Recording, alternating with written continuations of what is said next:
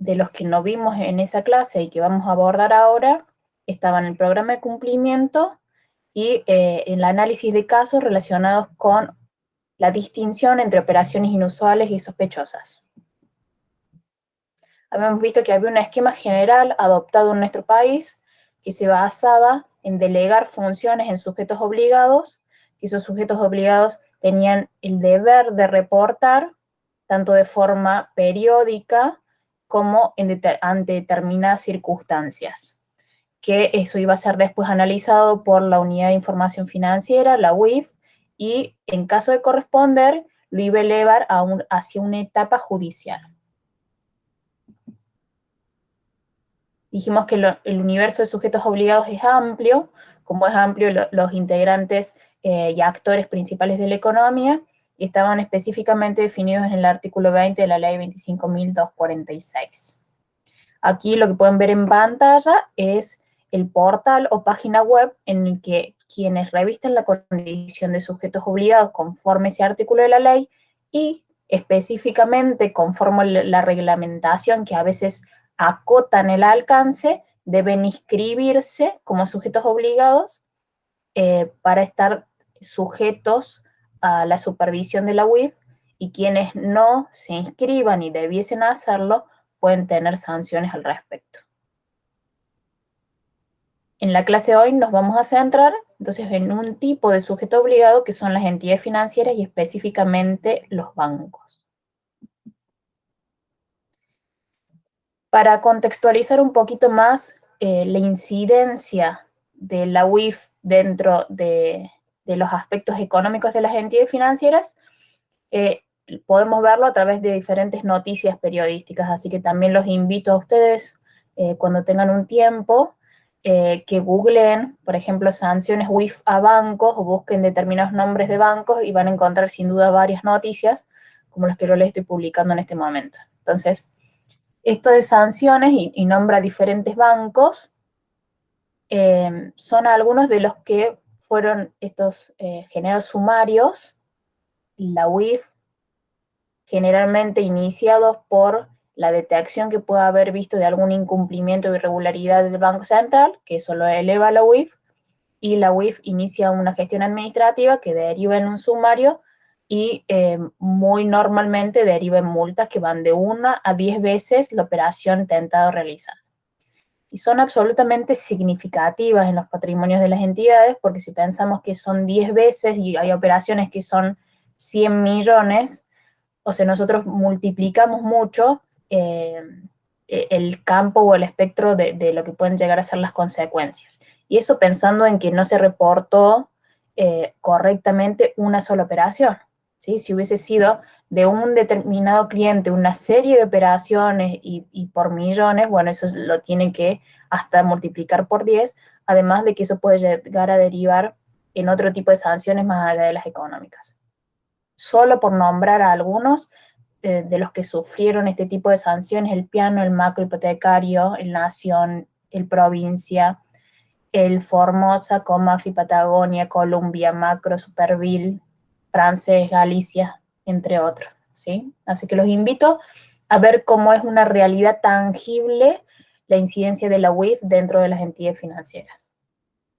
También ahí tienen publicado una URL específicamente en la que pueden descargar cuáles fueron los sumarios y ver específicamente a qué se deben las sanciones. Muchas de ellas se deben a incumplimientos de aspectos administrativos o formales, y otras sí relacionadas con el no reporte o el reporte deficiente de determinadas operaciones. Estas son un par de casos particulares que les quería mostrar también. Uno publicado en La Nación, el otro en iProfesional, y pueden ver ahí en el recuadro que en un caso una sanción correspondió 40 millones al Banco Nación, y otro de HSBC, también otros montos significativos. Pueden leerlos y ver un poquito más a qué se corresponde.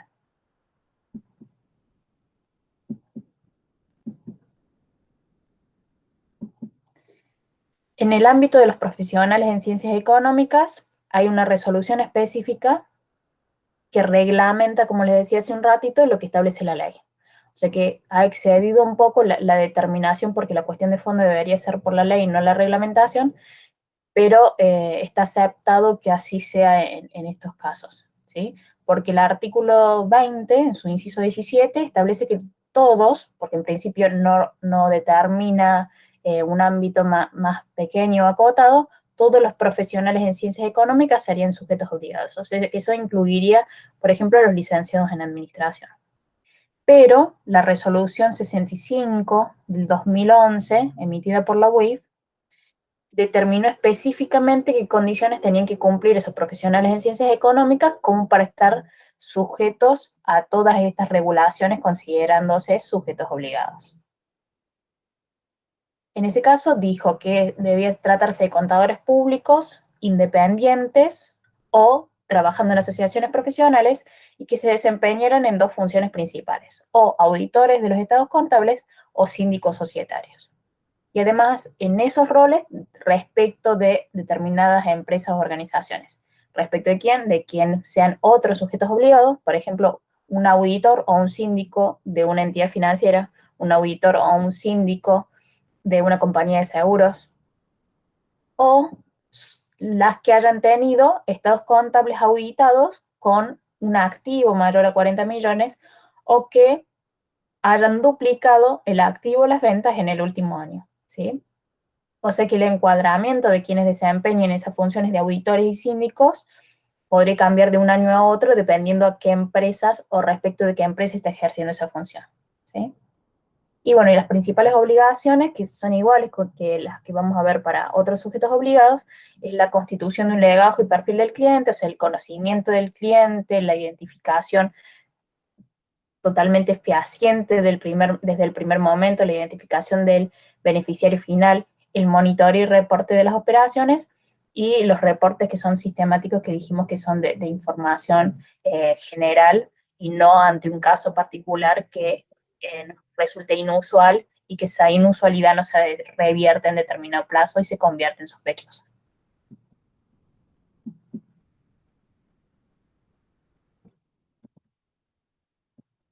Bien. Estoy intentando continuar. No sé si hay alguna duda respecto de esto. No, profe. Cualquier cosa, gracias. Cualquier cosa, van haciendo comentarios. Bien, dijimos, en la clase de hoy nos centramos en el inciso 1, las entidades financieras, ¿sí? Y está reglamentado a través de la resolución UIF 30 del año 2017, y en general todas las obligaciones hacen referencia o están contextualizadas con el enfoque basado en riesgo, ¿sí? O sea que el cumplimiento de las obligaciones va a estar enfocado o concentrado, por decirlo con otra palabra, en aquellas operaciones o en el monitoreo de aquellas operaciones o en el conocimiento de aquellos clientes que presenten un mayor riesgo. Para enfocarse en aquellos que presentan mayor riesgo, hace falta, lo que menciona ahí en el inciso A, la correcta identificación y determinación de un perfil del cliente, ¿sí? ¿Un perfil en qué sentido? Un perfil en relación al lavado de activos. Entonces se van a analizar y merituar cuáles son las actividades que en principio están más expuestas para ser utilizadas para el lavado de activos, cuál es el nivel de conocimiento previo que se posee de ese cliente. La vez pasada nombrábamos también si revestía, en el caso de una persona física, la condición de persona expuesta políticamente, para ver si se cometía a través de él o él algún delito precedente relacionado, por ejemplo, con la corrupción. Si se trata de otro sujeto obligado, si hay un historial de conocimiento y de trabajo en conjunto con esta entidad financiera, o si se trata de un cliente nuevo, si es una empresa, por ejemplo, nueva o con trayectoria de años en el mercado, ¿sí? Entonces hay varios factores, inclusive geográficos que se consideran dentro de la determinación del perfil del cliente. Entonces, distinto será alguien que tiene su casa central y sus actividades en sucursales aquí en Córdoba, que quien trabaja en la triple frontera o realiza transferencias desde y hacia el exterior o hace importación, exportación, o tiene su casa matriz en otro país y normalmente hacen intercambios de fondos o reciben aportes o envía dividendos. Entonces, todo ese tipo de cuestiones tienen que ser consideradas desde el momento inicial. Junto con la identificación se realiza el perfil. Este perfil inicial que luego podrá llegar a cambiar en función a las actividades que desarrolla el cliente y al cambio en esas mismas actividades. Otra de las tareas que encomienda es el monitoreo de las operaciones, un análisis que se denomina transaccional. Entonces, se va a identificar normalmente a través de diferentes formularios que hacen completar las entidades financieras a quienes se quieren vincular con ellas. Se va a analizar y determinar un perfil específico para ese cliente en base a esa información que declaró con carácter de declaración jurada cuando completó esos formularios y también a la documentación que se le haya pedido en el momento de comenzar a vincularse, de abrir una cuenta, de realizar un plazo fijo, de realizar determinadas operaciones, abrir una caja de seguridad, ¿sí? Pero luego, pasado ese momento, va a empezar a operar con ese producto. Entonces, el análisis transaccional se centra en analizar o verificar cuáles son los movimientos que se consideran normales dentro de ese perfil en cual se encuadró al cliente, ¿sí? Entonces, se analizará una historia o se tendrá en cuenta la historia y el tipo de actividad para ver si es o no habitual, por ejemplo, que una persona en relación de dependencia realice múltiples depósitos en efectivo de montos muy significativos, ¿sí? Entonces, el análisis transaccional nos va a hablar de la historia en conjunto con la actividad del cliente, ¿sí? También lo vamos a complementar con el tratamiento de las operaciones que en función de ese perfil del cliente y ese análisis transaccional se aparten de lo que se considera habitual o normal. Y de ese tratamiento puede derivar, como lo habíamos visto en la clase anterior, que la operación se considere justificada y normal o que la operación, que en principio nos pareció inusual, pase a un estadio de sospechosa y debe ser reportada. La clase anterior nos habíamos quedado en esta diapositiva, hemos dicho que había un programa de cumplimiento para las entidades financieras y que se dividía en general en dos grandes partes. Aquellos aspectos más formales y lo que era en sí el monitoreo en particular, ¿sí? Ahora vamos a avanzar respecto de esos puntos.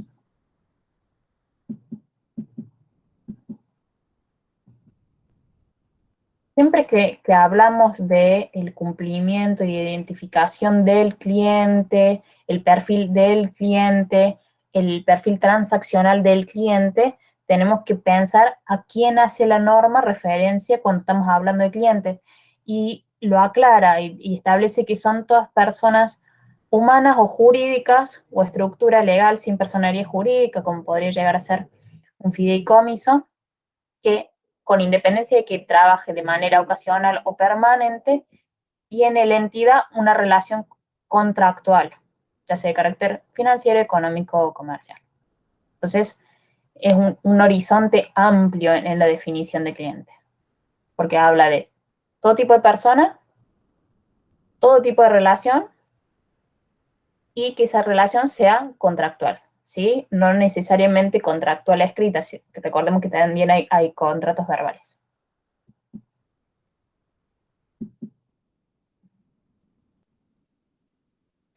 Entonces, si es el cliente el que desarrolla una vez o ocasionalmente de manera habitual operaciones con los sujetos obligados, los proveedores de bienes y servicios no son considerados clientes, porque quizás hablando de una relación contractual, podríamos considerar que los proveedores estarían incluidos dentro de esta definición, pero no lo están. Entonces, vamos a un caso concreto. Acá vemos en la pantalla una página o una sección dentro de la página del Banco Santander y que nos da requisitos mínimos para tener un servicio, una cuenta, tarjeta de débito, caja de ahorro en tus compras. Entonces, nos pide, por ejemplo, lo que hace a la identificación, ¿sí? Entonces nos pide el DNI, sacarle una selfie y ya tenemos en ese caso todos los datos iniciales para la identificación. En lo que es caja de ahorro, como les decía la vez pasada, en la clase anterior, se establecieron que los riesgos se entendían acotados, entonces correspondía, en caso de prevención de lavado de activos, una debida diligencia simplificada, y en caja de ahorro se admitía la apertura con la sola identificación fehaciente, en este caso a través de la identificación de datos biométricos y la presentación del DNI. En este caso, la identificación difiere en una persona humana, como es el caso anterior, que está haciendo un onboarding digital. Acá también estamos viendo un onboarding digital, pero para una empresa. Entonces, lo que era tan simple como un par de selfies para validar datos biométricos y en la presentación del DNI, en el caso de una empresa, inclusive una empresa pequeña, porque estamos hablando de una cuenta PYME, requiere en la identificación mayor cantidad de datos y de documentación. Entonces, si vemos y leemos simplemente las solapas que nos indica o cuáles van a ser las secuencias de datos que nos va a pedir esta misma página de esta entidad financiera para cumplir con los requisitos de identificación, tenemos datos de contacto, datos de la sociedad, datos de los participantes, serán los firmantes o los representantes de esa sociedad, datos impositivos, declaraciones juradas en la cual va a permitir la carga de información y otra documentación que seguramente será la societaria, en la que se van a pedir los estatutos, las actas de designación, los poderes correspondientes a quienes fuesen los firmantes, y todo eso debidamente registrado en el organismo de contralor de la parte societaria, que es Inspección de Personas Jurídicas, aquí en Córdoba. Entonces vemos que según el tipo de sujeto, también la identificación va a ir variando. Aquí lo vemos un poquitito más grande.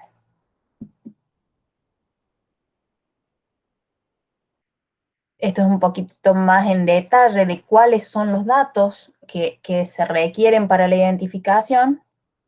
Ustedes podrán notar que, por ejemplo, cuando van a hacer un plazo fijo web, ¿qué es un plazo fijo web? Un plazo fijo que está dispuesto también para que se realice a través de las páginas web de los bancos en entidades en las que las personas que los están constituyendo no tienen cuenta. Entonces, nosotros podemos ingresar a la página del Banco Central, buscamos plazos fijos web, nos va a listar las entidades que ofrecen ese servicio y nos va a dar la tasa actual que están brindando. Nosotros podemos elegir la tasa que nos resulte más conveniente, la mayor tasa, si es que no buscamos alguna otra cualidad, y a través de un link ingresamos a la página web de un banco. Por ejemplo, si yo trabajara con 3 bancos y en realidad veo un cuarto banco ahí que me ofrece una tasa más atractiva, yo puedo ingresar a la página de ese banco a través de ese link o directamente a través de la página web de ese banco.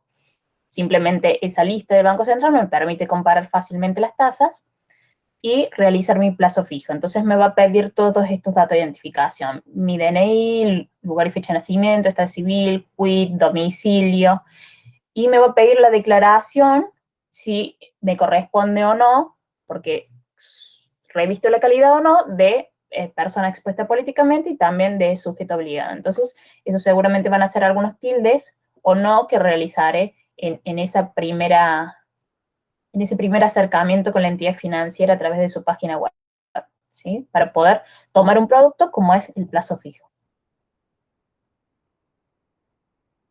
Y acá nos aclara la norma que, bueno, es tanto en lo presencial como lo no presencial, como el caso que les mencionaba hace un ratito de hacer un plazo fijo web. El plazo fijo web, simplemente para mencionarles para que cierren la idea, después de la identificación, permite cargar los datos del plazo fijo que se va a querer hacer en particular, el tipo de plazo fijo, el monto, el plazo, nos va a brindar normalmente la tasa y eso va a quedar a la espera de vamos a aceptar, queda a la espera de una confirmación a través de una validación normalmente del mail. Después ingresamos a nuestra cuenta, al home banking de nuestra cuenta en la cual tengamos los fondos y vamos a poder aceptar. Lo que genera ahí es una orden de débito que se llama DEBIN, debita los fondos de nuestras cuentas en la que tenemos los fondos para el plazo fijo y la lleva y constituye en esa otra entidad en la que no tenemos cuenta. Y al vencimiento vuelven los fondos. Nos vamos a repasar, los dejo para ustedes que puedan ver más en detalle cuáles son los requisitos de identificación de personas jurídicas. También lo especifica para otros tipos de clientes. Y llegamos a la parte de determinación del perfil del cliente, ¿sí? En grandes rasgos vamos a agrupar a los clientes o una entidad financiera en su área de prevención va a agrupar a los clientes en 3 grupos. Los de riesgo alto, medio o bajo. Y el nivel de monitoreo o debida diligencia va a estar asociado a ese nivel de riesgo. Entonces, si el nivel de riesgo es alto, la debida diligencia va a ser reforzada. Si el nivel de riesgo es medio, el nivel de debida diligencia o seguimiento o monitoreo va a ser estándar, y si es de riesgo bajo, va a ser simplificada. Y el plazo de actualización de legajo va a estar también relacionado de forma proporcional conforme a ese riesgo. Entonces, cuanto más alto el riesgo, más corto el plazo de actualización, o sea que voy a tener que estar más permanentemente monitoreando y controlando y actualizando la información de ese cliente, ¿sí? Vamos a tener que determinar el nivel de riesgo, hacer o asignar un perfil documental que es en base a la información patrimonial, económica y financiera que aporte el cliente al momento de la vinculación.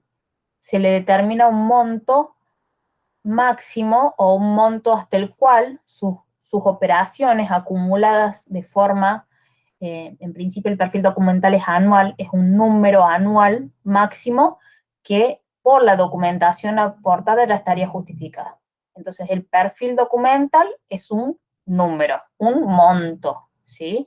Que si bien es anual, se fracciona en 12 meses y me permite como entidad financiera analizar comparando la sumatoria de las operaciones realizadas versus este monto que estaría justificado por la documentación de aportada para ver si existen o no desvíos. Entonces, dentro de ese monto asignado como perfil documental, las operaciones estarán justificadas, más allá del cual se deberá requerir a los clientes que aporten mayor documentación.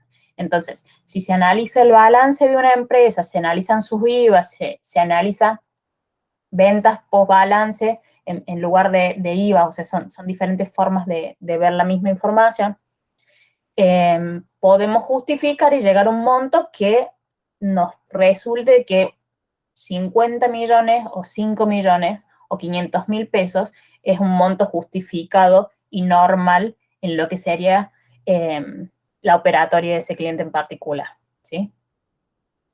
El perfil transaccional va más, como ahí lo indica, hacia el historial de las operaciones registradas. ¿Por qué? Porque un cliente cuyo balance en términos generales le permitiría justificar operaciones por 50 millones mensuales, pero la realidad es que con la entidad en particular que está haciendo el análisis realiza operaciones por mes no mayores a 5 millones, el mes que realiza 25 millones, por más que está dentro del monto justificado por el perfil documental, no se condice con el tipo de operatoria que realizaba la entidad en particular, y eso va a dar un indicio de inusualidad. O sea que se complementa tanto lo que llega a justificar formalmente con la documentación aportada, como la historia del tipo y montos de operaciones que venía realizando el cliente. La superación de cualquiera de esos dos indicadores es un indicio de inusualidad. que deberá ser profundizado en el análisis y que no determine el envío de un ROS, ¿sí? O sea, la generación o la evidencia de una inusualidad no implica un ROS, sino un mayor análisis que, si no alcanza a ser suficiente, puede derivar en la presentación de un ROS.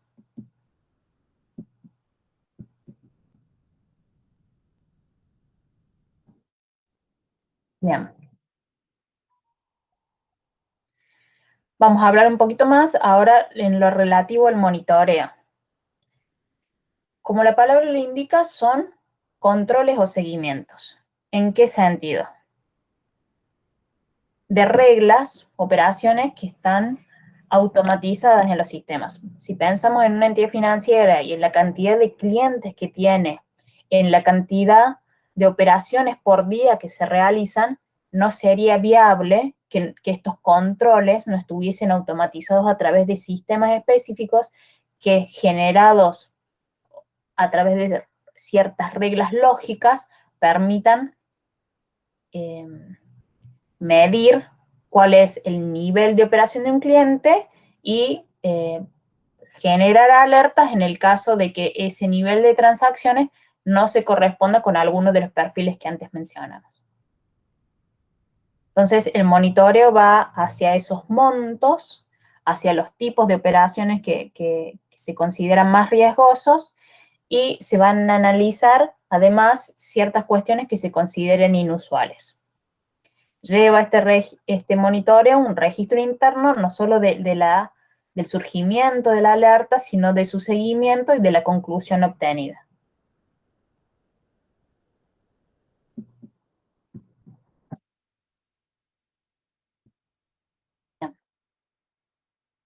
De ese monitoreo puede surgir la necesidad de que el cliente aporte mayor documentación a la que ya obra en el legajo, y en ese caso se suelen enviar cartas documentos solicitándoles información y brindándole un plazo particular para que la aporte. Entonces, algunas de las preguntas que en el futuro un cliente, un amigo, otro colega nos puedan consultar al respecto. Recibí una carta documento de un banco en particular en el cual soy cliente o en el cual es cliente una empresa para la cual yo trabajo. ¿Qué implica? ¿Que me va a realizar o le va a realizar a la empresa un ROS? La respuesta es que no, simplemente significa que se generó alguna alerta por algún tipo de inusualidad y lo que hay que hacer es aportar la documentación, las justificaciones que correspondan para revertir esa alerta o para cerrarla de modo justificado y que no siga así hacia otra instancia que es un ROS. Sí, si no hacemos ningún tipo de acción, sí implicará un ROS, pero no es en definitiva en el momento inicial un sinónimo. Generado ¿un ROS implica una acción judicial? No, un ROS es un reporte de algo que en principio, para la información que tiene una entidad financiera en particular o un sujeto obligado, no guardó la justificación o no obtuvo la justificación correspondiente. Pero no implica que eso, unido a toda la otra información que recepta la UIF y analizado en su conjunto, vaya a implicar la elevación de esos reportes hacia una acción judicial, ¿sí? Está la posibilidad, lo cual es bastante poco probable, considerando la cantidad de causas que en realidad se constituyen por esto, ¿sí? ROS, ¿implica cierre de la cuenta en el banco? Y esta respuesta depende de cada banco, ¿sí? Los bancos establecen sus políticas respecto al cierre de cuentas. Normalmente, cuando firmamos un convenio con el banco para la apertura, por ejemplo, de una cuenta corriente o de un paquete de productos, una de las cláusulas que están establecidas es que la entidad financiera se reserve el derecho a, de modo incausado, sin justificación o sin expresar justificativo, proceder al cierre de la cuenta o no continuar brindando el servicio que se había contratado, ¿sí? En el caso de los ROS, la entidad financiera puede, por política interna, definir en qué casos van a implicar el cierre de la cuenta y en qué casos no. Recordemos que los ROS son confidenciales, entonces la entidad financiera no puede decirle a su cliente que le va a cerrar la cuenta porque se generó, porque informó un ROS, ¿sí? Lo que deberá, si decide así hacerlo, proceder al cierre de la cuenta, informar lo que es simplemente por su libertad contractual que tiene como para rescindir el contrato que habían suscrito de modo inicial, ¿sí? Entonces, algunos bancos jerarquizan o analizan cada caso o grupos de casos para determinar cuáles implicarían un cierre de la cuenta y cuáles no, ¿sí? Recordemos que un ROS a veces es la falta de documentación para justificar una operación en un determinado plazo. Entonces, si no se cumplimenta en ese plazo, se procede al envío del ROS. Si luego, sí, porque el cliente habrá, por la cuestión que fuese, no pudo complementarlo en fecha, pero lo complementó después, quizá no implique, pese a que sí fue el presente del ROS, el cierre de la cuenta, ¿sí?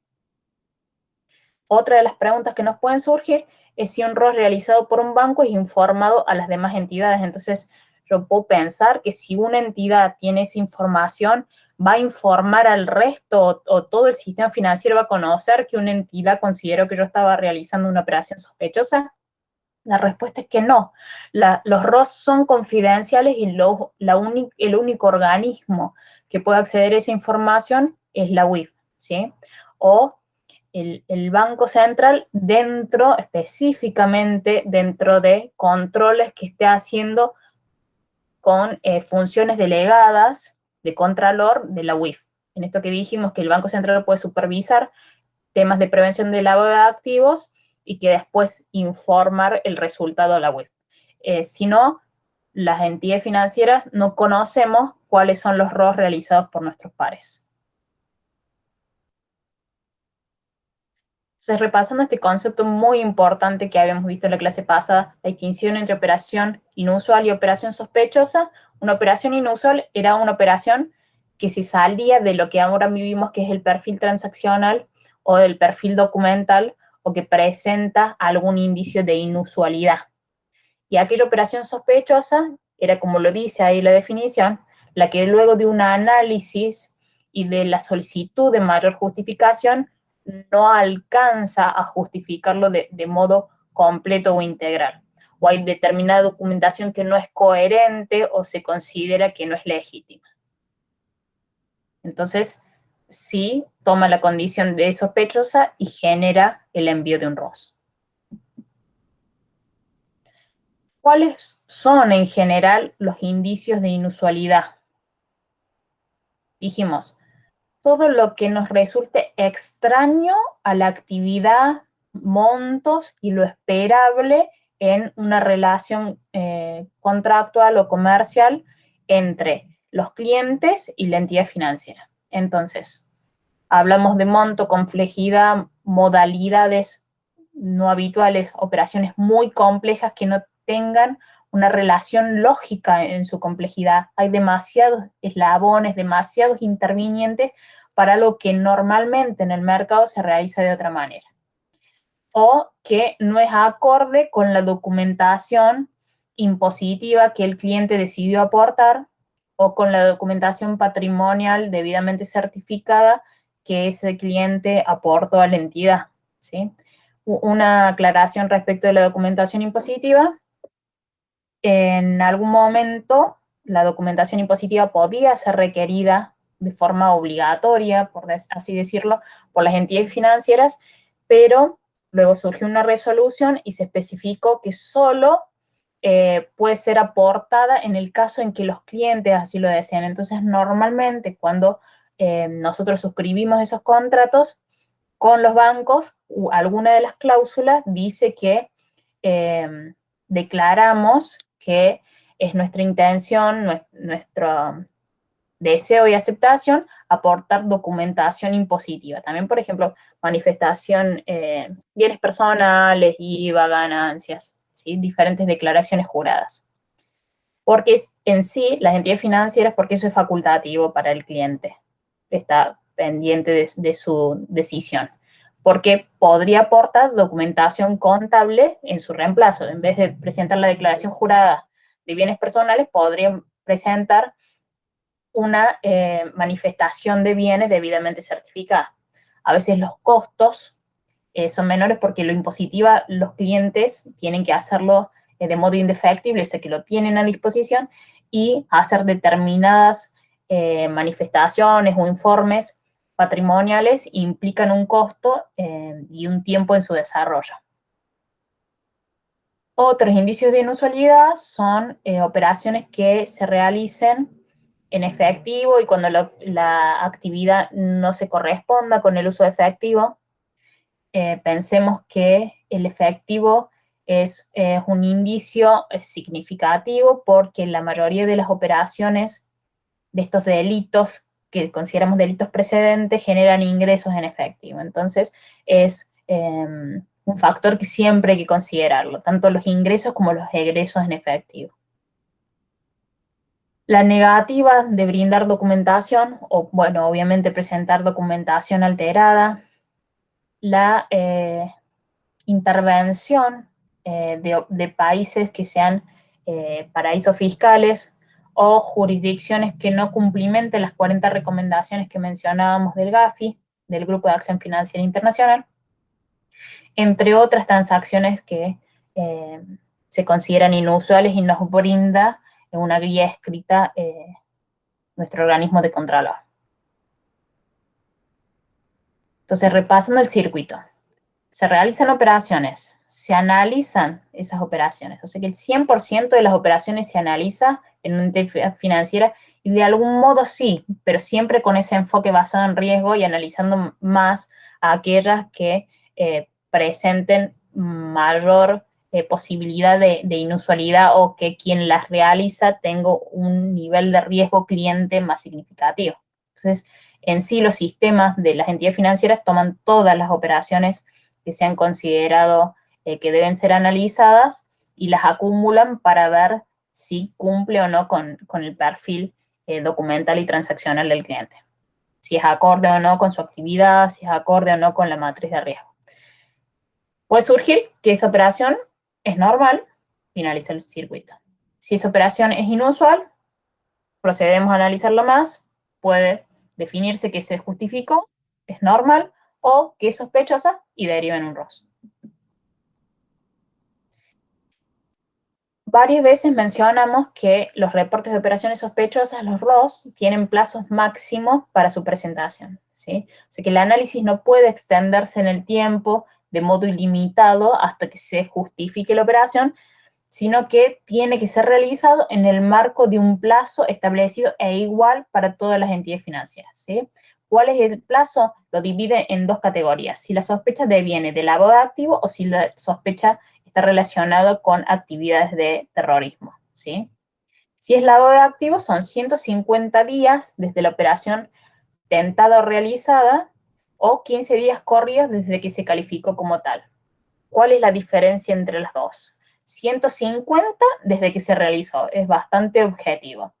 Y 15 días es desde que quienes se encargan dentro de la entidad financiera de analizar las operaciones, como podría ser el área específica o departamento o gerencia de prevención del lavado de activos o instancias superiores, como podría ser el sujeto obligado o un comité que normalmente se constituye, un comité es un conjunto, un órgano de dos o más personas que se especializan en una temática. Hay diferentes tipos de comités dentro de las entidades financieras y hay normalmente un comité de prevención del lavado de activos. Entonces, cuando este comité de prevención analiza, por ejemplo, al mes, a los 30 días o a los 35 días, por ejemplo, una operación y determina que ya con la información aportada no se va a revertir esa inusualidad, sino que ya se considera sospechosa, no tiene que esperar hasta que transcurran los 150 días de la operación, sino que ya en el día 35 empiezan a correr los 15 días corridos para que se informe ese ROS, ¿sí? Si en cambio no hubiese existido dentro de esos 150 días alguna determinación de ya calificarla como ROS, cumplido el plazo corresponde a un ROS, ¿sí? Si no logró revertirse la inusualidad. Y en el caso de lo que es el lavado de activos, estamos en los 150 y los 15. Y en financiamiento del terrorismo son 48 horas que no se diferencian entre hábiles y no hábiles, son 48 horas corridas, ¿sí? En ambos casos, desde la operación realizada o incluyendo aquellas que no se realizaron y se intentaron realizar, que se llama tentadas, ¿sí? ¿Por qué el menor plazo en las relacionadas con el terrorismo? Porque se considera que se necesita esa información de modo inmediato para poder prevenir acciones violentas que habíamos definido el terrorismo, ¿sí? Que pueden ser consecuencias muy gravosas y en corto plazo.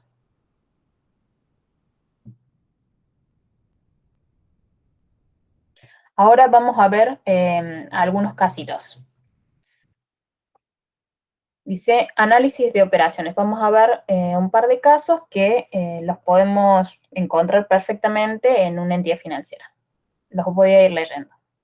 Lean conmigo, por favor. Usted trabaja en el área de tesorería de una sucursal bancaria y es el encargado, entre otras funciones, de permitir el ingreso a las cajas de seguridad. Ha observado que una persona que declara solo poseer ingresos relativos a jubilación accede al menos 3 veces por semana a su caja, incrementándose cada día más dicha frecuencia.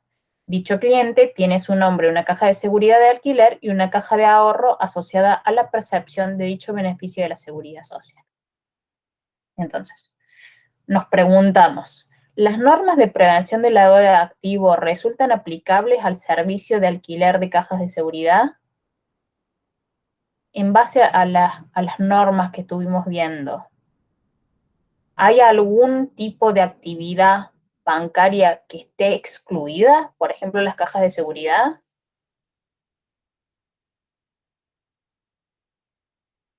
No sé si se animan a decirlo o opinar. La respuesta es que no hay exclusiones. Entonces, las normas de prevención también resultan aplicables al servicio de cajas de alquiler, de cajas de seguridad de alquiler, ¿sí? Que es un servicio que normalmente brindan las sucursales de las entidades financieras. Entonces, tienen cajas tesoro móvil o tesoros blindados en las que tienen compartimientos blindados, digamos, numerados con normalmente dos cerraduras, y esos tienen determinadas dimensiones y se alquilan a diferentes personas firmando un convenio para que los bienes que considere esa persona tener allí estén resguardados.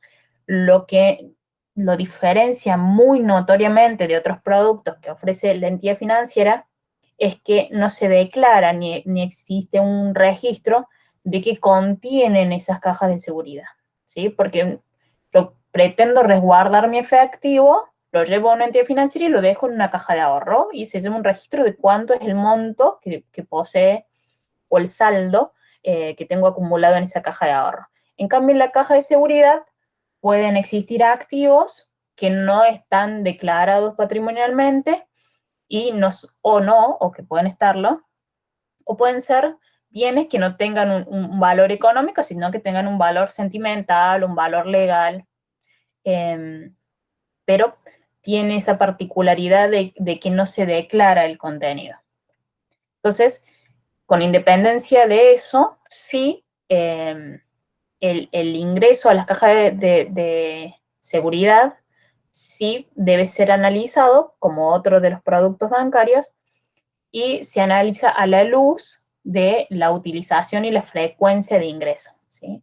Si estamos hablando, en este caso, de un jubilado que ingresa al menos 3 veces por semana y que esa frecuencia va aumentando, que no tiene en sí una actividad comercial que justificaría sucesivos ingresos, resulta un indicio de inusualidad, que es la pregunta siguiente. En caso afirmativo, ¿observa algún indicio de inusualidad? Sí, la alta frecuencia, y que esa frecuencia no se corresponde en sí por ejemplo, si hubiera documentación legal, si hubiera algunos valores sentimentales, cartas, cuadros o algo por el estilo, no justifica que se ingresen 3 veces por semana.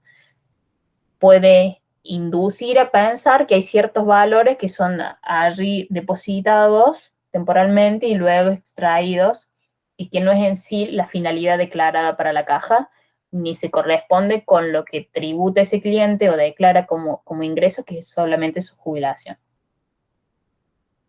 ¿Sí? ¿Qué acción deberá efectuar al respecto? Dijimos que detectado una inusualidad, el paso siguiente era requerir mayor documentación y realizar un mayor análisis. Entonces, seguramente se solicitará al cliente que aporte más documentación y que declare a qué se corresponde la utilización con esa frecuencia de la caja de seguridad. Vamos al siguiente caso. Nos dice: una empresa es cliente del banco desde hace más de 10 años, pero ante el último requerimiento de documentación que se le efectuó a fin de actualizar su legajo, la empresa no ha presentado ninguna documentación ni ha explicado el porqué. Solo se ha comprometido a presentarla en el corto plazo.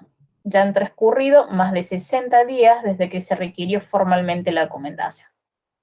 Favor de mencionar si detecta algún indicio de inusualidad. Y en tal caso, si corresponde el envío de un ROS. Entonces, el primer punto que observamos es que es una empresa que ya tiene una trayectoria que nosotros conocemos cómo opera, lo cual en principio podría morigerar el riesgo que tiene ese cliente.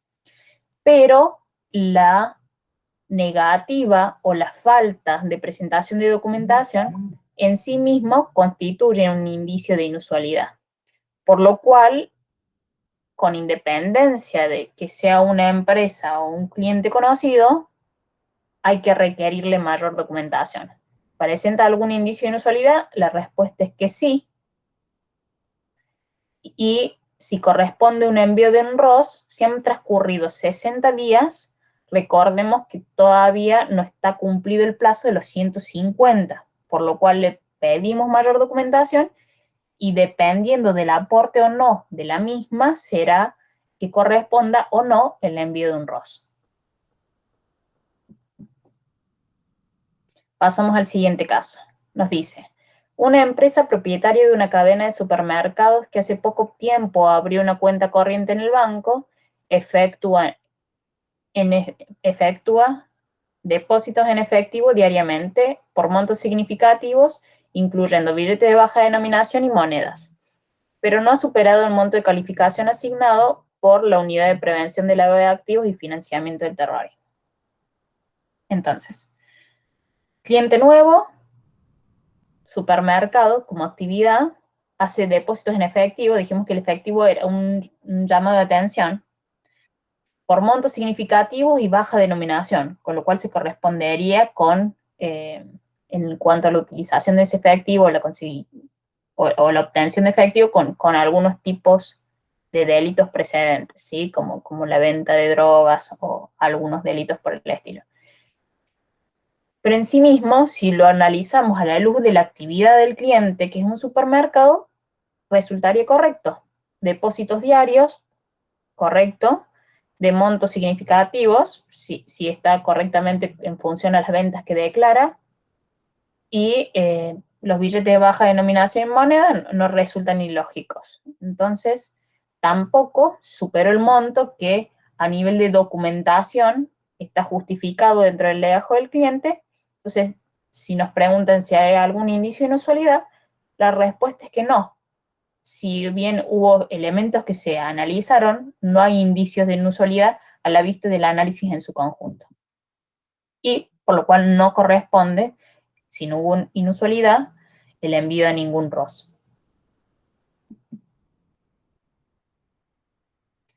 Una opción múltiple. Nos dice: los clientes que sean personas expuestas políticamente, se conocen con las siglas PEP. A. No podrán realizar aperturas de cuentas bancarias sin que las mismas sean informadas a la UIF. Recordemos que los PEP eran las personas que estaban en la actualidad en el gobierno, o que lo habían estado en los 2 últimos años, o que eran familiares muy cercanos respecto de esas personas, por consanguineidad o por afinidad, ¿sí?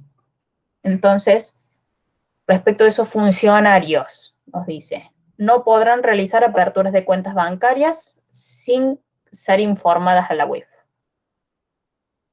La otra opción nos dice que deberán reportarse a la UIF en el reporte sistemático mensual informando el monto acumulado de sus operaciones. La tercera nos dice que conllevan el envío de un ROS por cada una de las operaciones que realizan y deben tener un seguimiento reforzado de sus operaciones, es la última alternativa. El envío de un ROS es cuando nosotros hemos indagado más respecto de una operación que presenta una inusualidad y no la revierte, lo cual, en principio, por solo revertir la condición de PEP, no estaríamos bajo esos supuestos. Entonces la C está absolutamente descartada.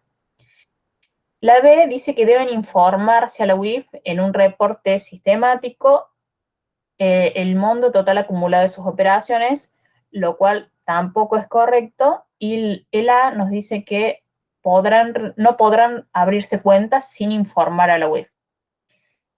Eso también es incorrecto, ¿sí? En general, la UIF no dice con qué personas los bancos pueden o no relacionarse en su relación banco-cliente, ¿sí? Sí existen dentro de las entidades financieras políticas relacionadas con prevención del lavado de activos específicas a la aceptación o no de clientes. Entonces, se puede, a nivel de una determinada entidad, a nivel de sus políticas o lineamientos generados por la alta gerencia o por el directorio, definir que esa entidad en particular solo va a trabajar con clientes de riesgo medio y bajo en términos de prevención de lavado de activos. Pero porque es una política que define y documenta esa entidad en particular. Pero si no, no está restringido las entidades financieras en términos generales a que determinadas personas, físicas o jurídicas, no puedan ser clientes o no puedan acceder a determinados productos. Entonces, como última opción, que es la correcta, nos queda que los PEP deben tener un seguimiento reforzado de sus operaciones, porque en sí se los considera clientes de riesgo alto en términos de prevención del lavado de activos. Un seguimiento reforzado no implica un ROS, un seguimiento reforzado no implica la aparición de inusualidades, simplemente implica un mayor seguimiento. El enfoque basado en riesgos implica centrarse en mitigar el riesgo reputacional del banco. El enfoque basado en riesgo, conceptualmente, nos hacía pensar en asignar dentro de los recursos de la organización de control, de monitoreo, de identificación, de seguimiento de las operaciones, todo en términos de prevención de lavado de activos, asignar esos recursos a aquellas operaciones o clientes que tuviesen mayor riesgo de prevención de lavado de activos, no de prevención, perdón. Entonces, a los recursos limitados los enfoca en aquellas actividades más riesgosas. Eso es en sí mismo el enfoque basado en riesgo. Lo vamos leyendo en las alternativas y dice, centrarse en mitigar el riesgo reputacional del banco.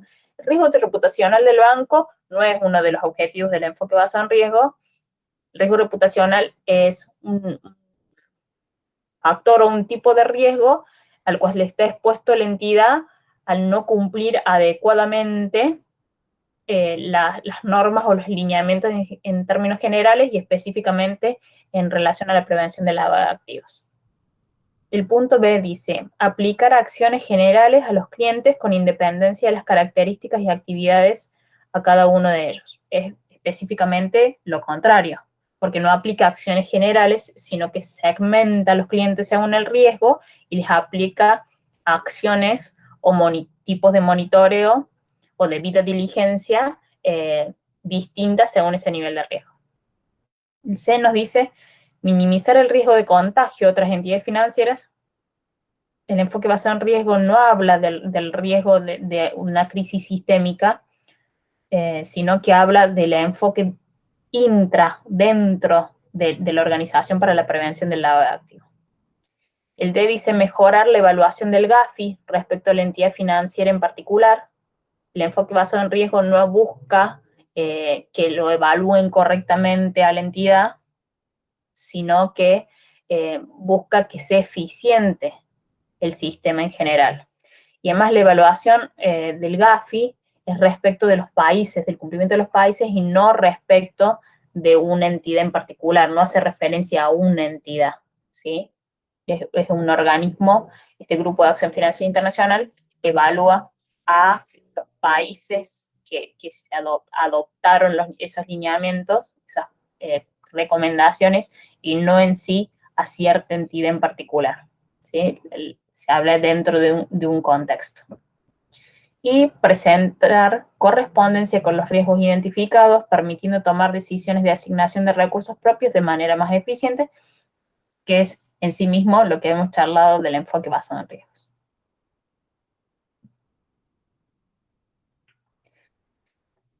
Para ir finalizando, me gustaría comentarles o dejarles la URL de un artículo que me parece interesante en relación al comentario o la consulta de uno de sus compañeros en la clase anterior relacionado con las criptomonedas.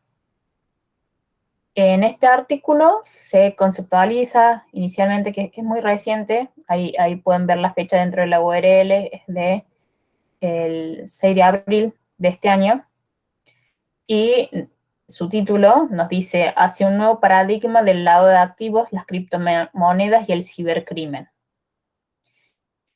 Primero brinda algunas definiciones que pueden servir para repasar un poquito los conceptos que hemos vertido dentro de estas clases, y después menciona cuáles son las características que a consideración del autor pueden ser dentro de las criptomonedas aprovechadas para este fin de dotar de apariencia lícita los fondos que fueron originados por actividades ilícitas.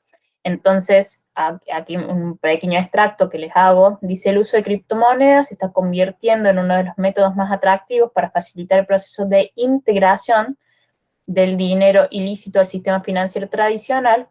Ellos se debe principalmente al anonimato y al vacío regulatorio de estos instrumentos financieros.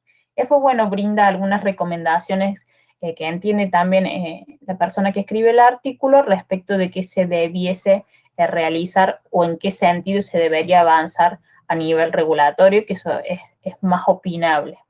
Así que los invito también a que sigan buscando, que googleen, utilicen esas tantas herramientas que tenemos a disposición y busquen un poquito más e indaguen y vean cuáles son dentro de las características de las criptomonedas aquellas que se relacionan o ustedes pueden relacionar con las técnicas de lavado de activos que vimos en la clase anterior. Voy a dejar de compartir. No sé si hay alguna duda, alguna consulta respecto de este tema en particular, de lo que hayamos charlado o de algo que hayan experimentado respecto de alguna entidad financiera.